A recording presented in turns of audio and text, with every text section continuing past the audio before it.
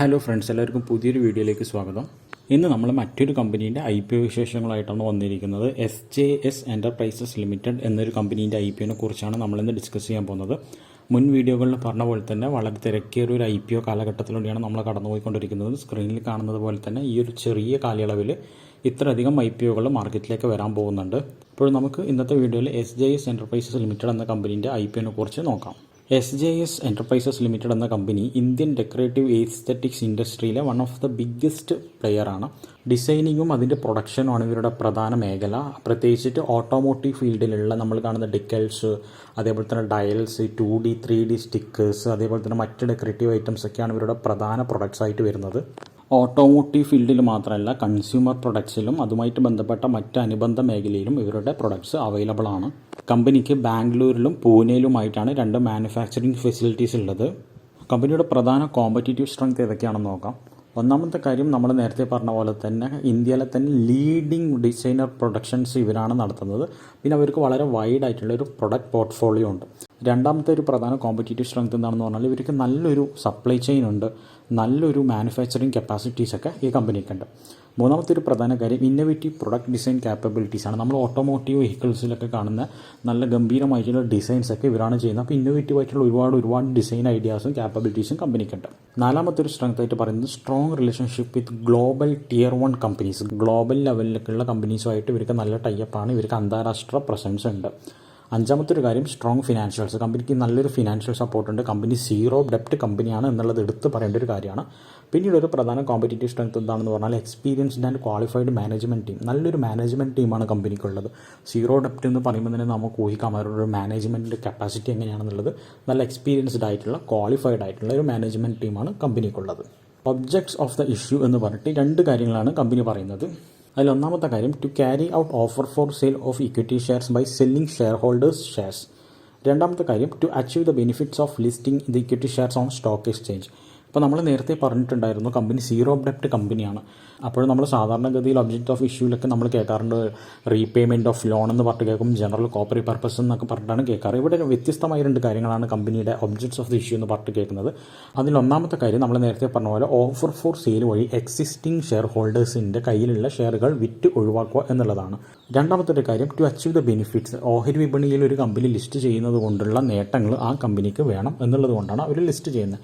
ഓഹരി വിപണിയിൽ ലിസ്റ്റ് ചെയ്യുന്നതുകൊണ്ട് പല നേട്ടങ്ങളുടെ ഒരു കമ്പനീൻ്റെ സ്റ്റാൻഡേർഡ് ഉയരും, ലിക്വിഡിറ്റി കൂടും, അങ്ങനെ പല കാരണങ്ങളുണ്ട്. ഓഹരി വിപണിയിൽ ലിസ്റ്റ് ചെയ്ത കമ്പനിക്ക് ഒരുപാട് ആനുകൂല്യങ്ങൾ കിട്ടാണ്ട് റൈറ്റ് ഇഷ്യൂ പോലത്തെ കാര്യങ്ങൾ നടത്താം.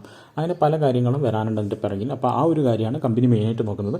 800 കോടി രൂപയുടെ ഇഷ്യൂ സൈസുമായിട്ടാണ് കമ്പനി IPOക്ക് വേണ്ടി എത്തുന്നത്. അതിൽ 800 കോടി രൂപയും ഓഫർ ഫോർ സെയിലാണ്. നമ്മൾ തൊട്ട് മുമ്പ് ഒബ്ജക്റ്റ് ഓഫ് ദി ഇഷ്യൂവിൽ പറഞ്ഞതേ ഉള്ളൂ.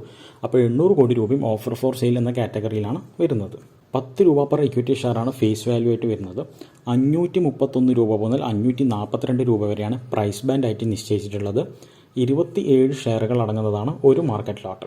അപ്പോൾ മിനിമം ആപ്ലിക്കേഷൻ ആയ ഒരു ലോട്ടിൽ അപ്ലൈ ചെയ്യാൻ വേണ്ടിയിട്ട് നമുക്ക് മിനിമം ആപ്ലിക്കേഷൻ തുക 14,634 രൂപ വേണം.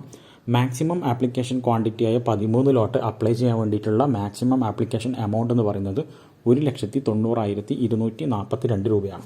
നമ്മളിപ്പോൾ സ്ക്രീനിൽ കാണുന്നത് SJS എൻ്റർപ്രൈസസ് ലിമിറ്റഡ് IPOയുടെ ടൈം ടേബിളാണ്. IPO ഓപ്പൺ ചെയ്യുന്നത് നവംബർ 1-ാം തീയതിയാണ്. IPO ക്ലോസ് ചെയ്യുന്നത് നവംബർ 3-ാം തീയതി. ബേസിസ് ഓഫ് ദി അലോട്ട്മെൻറ്റ് നടക്കുന്നത് നവംബർ 10-ാം തീയതിയാണ്. ഇനീഷ്യേഷൻ ഓഫ് റീഫണ്ട്സ് നടക്കുന്നത് നവംബർ 11-ാം തീയതി. Credit of shares to the demat account നടക്കുന്നത് നവംബർ 12-ാം തീയതിയാണ്. IPO ലിസ്റ്റിംഗ് ഡേറ്റ് വരുന്നത് നവംബർ 15-ാം തീയതിയാണ്. SJS എൻ്റർപ്രൈസസ് ലിമിറ്റഡ് എന്ന് പറയുന്ന കമ്പനീൻ്റെ ഫിനാൻഷ്യൽ പെർഫോമൻസിൻ്റെ ഒരു സമ്മറിയാണ് നമ്മളിപ്പോൾ കാണുന്നത്. ഫിനാൻഷ്യൽ ഇയർ 2019, 2020, 2021 കാലഘട്ടങ്ങളിലെ സമ്മറി നമുക്കിവിടെ കാണാൻ പറ്റും. ഇതിൽ revenue, expense, net income, margin എന്നിവ കൊടുത്തിട്ടുണ്ട്. ഇവിടെ കാണുന്ന ഫിഗേഴ്സൊക്കെ കോടികളിലാണ്. അപ്പോൾ നെറ്റ് ഇൻകം എന്ന 3ാമത്തെ റോ നമുക്കൊന്ന് കൺസിഡർ ചെയ്യാം. 2019 ഫിനാൻഷ്യൽ ഇയറിൽ നെറ്റ് ഇൻകം വന്നിരിക്കുന്നത് 37.3 കോടി രൂപയാണ്. 2020 ഫിനാൻഷ്യൽ ഇയറിലേക്ക് വരുമ്പോൾ അത് 41.1 കോടി രൂപയായിട്ട് കൂടിയിട്ടുണ്ട്. 2021 ഫിനാൻഷ്യൽ ഇയറിലേക്ക് വരുമ്പോൾ 47.7 കോടി രൂപയിലേക്ക് അത് കൂടിയിട്ടുണ്ട്. അപ്പോൾ നെറ്റ് ഇൻകം ക്രമമായിട്ട് കൂടിയിട്ടാണ് വരുന്നത്. സ്റ്റെപ്പ് ബൈ സ്റ്റെപ്പായിട്ടുള്ള ഇൻക്രീസ് കാണുന്നുണ്ട്. ഫിനാൻഷ്യൽ സ്റ്റെബിലിറ്റി ഉള്ള ഒരു കമ്പനിയാണ്. നല്ലൊരു ഗ്രോത്ത് തന്നെയാണ് കമ്പനി ഫിനാൻസിൻ്റെ ഭാഗത്തു നിന്നും കാണിക്കുന്നത്.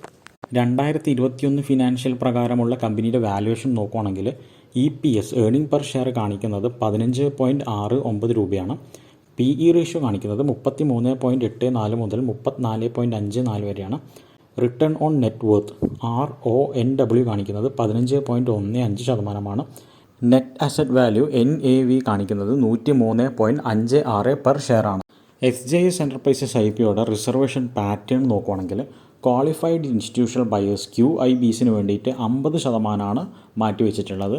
NII നോൺ ഇൻസ്റ്റിറ്റ്യൂഷണൽ ഇൻവെസ്റ്റേഴ്സിന് വേണ്ടിയിട്ട് 15%, റീറ്റെയിൽ ഇൻവെസ്റ്റേഴ്സിന് വേണ്ടിയിട്ട് 35% റിസർവേഷൻ ചെയ്തു വെച്ചിട്ടുള്ളത്. KA ജോസഫ് എന്ന് പറഞ്ഞൊരു വ്യക്തിയും എവർഗ്രാഫ് ഹോൾഡിംഗ്സ് പ്രൈവറ്റ് ലിമിറ്റഡ് എന്ന് പറയുന്ന ഒരു കമ്പനിയാണ് ഈ കമ്പനിയുടെ പ്രൊമോട്ടേഴ്സ് ആയിട്ട് വരുന്നത്. പ്രൊമോട്ടർ ഹോൾഡിംഗ് പാറ്റേണിൻ്റെ കാര്യം പറയുകയാണെങ്കിൽ പ്രീ ഇഷ്യൂ ഹോൾഡിംഗ് ആയിട്ട് 98.86% കാണിക്കുന്നത്. അത് പോസ്റ്റ് ഇഷ്യൂ ആയിട്ട് വരുമ്പോൾ 50.37 ആയിട്ട് കുറയ്ക്കാനാണ് കമ്പനി ശ്രമിക്കുന്നത്. Axis Capital Limited, Edelweiss Financial Services Limited, IIFL Securities Limited എന്നിവരാണ് SJS എൻ്റർപ്രൈസസ് IPOയുടെ ലീഡ് മാനേജർ ആയിട്ടുള്ളത്. Link In Time India Private ലിമിറ്റഡാണ് IPOയുടെ രജിസ്ട്രാർ ആയിട്ടുള്ളത്. അപ്പോൾ ഇത്രയും കാര്യങ്ങളാണ് SJS എൻ്റർപ്രൈസസ് ലിമിറ്റഡ് എന്ന് പറയുന്ന കമ്പനീൻ്റെ IPOനെ കുറിച്ച് പറയാനുള്ളത്. സീറോ ഡെപ്റ്റിലുള്ള വളരെ നല്ലൊരു കമ്പനി തന്നെയാണ് SJS എൻ്റർപ്രൈസസ് എന്നൊരു കമ്പനി. ഫിനാൻഷ്യൽ പരമായിട്ട് നോക്കുകയാണെങ്കിലും കമ്പനി നല്ലൊരു ഗ്രോത്താണ് കൈവരിച്ചുകൊണ്ടിരിക്കുന്നത്. നിങ്ങൾ ഈ IPOക്ക് അപ്ലൈ ചെയ്യാൻ ഉദ്ദേശിക്കുന്നുണ്ടെങ്കിൽ തീർച്ചയായിട്ടും നല്ലൊരു അണ്ടർഗ്രൗണ്ട് സ്റ്റഡി തന്നെ നടത്തേണ്ടതായിട്ടുണ്ട്. അപ്പോൾ SJS എൻ്റർപ്രൈസസ് ലിമിറ്റഡ് എന്ന ഈ കമ്പനീൻ്റെ IPOനെ കുറിച്ച് ചെയ്ത് ഈ ഒരു കണ്ടന്റ് നിങ്ങൾക്ക് ഇഷ്ടപ്പെട്ടിട്ടുണ്ടെങ്കിൽ, നിങ്ങൾക്ക് യൂസ്ഫുള്ളായി എന്ന് തോന്നിയിട്ടുണ്ടെങ്കിൽ തീർച്ചയായിട്ടും വീഡിയോ ഒന്ന് ലൈക്ക് ചെയ്യുക, ചാനലൊന്ന് സബ്സ്ക്രൈബ് ചെയ്യുക, അടുത്തിരിക്കുന്ന ബെൽ ബട്ടൺ ഒന്ന് പ്രസ് ചെയ്യുക. ഓഹരി വിപണിയിലെ നിങ്ങളുടെ ഫ്രണ്ട്സിനൊക്കെ ഈ ഒരു വീഡിയോയും ഈ ഒരു ചാനലും ഷെയർ ചെയ്ത് കൊടുക്കുക. താങ്ക്